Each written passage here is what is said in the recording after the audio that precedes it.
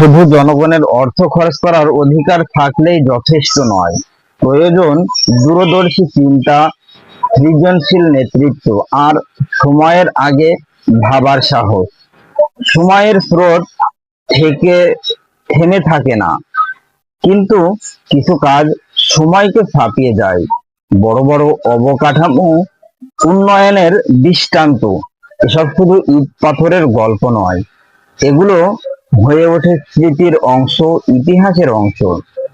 কেউ আজ উদ্বোধন করুক বা কাল, মানুষ মনে রাখে কে স্বপ্ন দেখেছিল, কে শুরু করে। কিন্তু প্রশ্ন হলো, এখন আমরা কি দেখছি? স্বল্প মেয়াদী উদ্যোগ, নামের তালিকা, কার্ড আর সুবিধার বন্টন। এসব কি সত্যি ইতিহাস তৈরি করে, নাকি শুধু কিছু মানুষের উপকারে আসে? আর দীর্ঘমেয়াদে পুরো জাতিকে বইতে হয় এর ভার।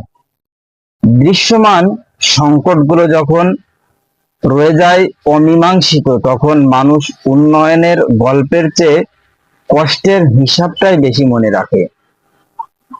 এই সময়টা হতে পারতো ভিন্ন কিছু করার, নিজেদের আলাদা করে প্রমাণ করার, দূরদর্শী সিদ্ধান্ত নেওয়ার, ইতিহাসে নতুন অধ্যায় লেখার। কারণ রাজনীতি শুধু ক্ষমতার খেলা নয়, এটা সময়ের পরীক্ষাও। আর এই পরীক্ষায় যারা আলাদা হতে পারে, তারাই টিকে থাকে।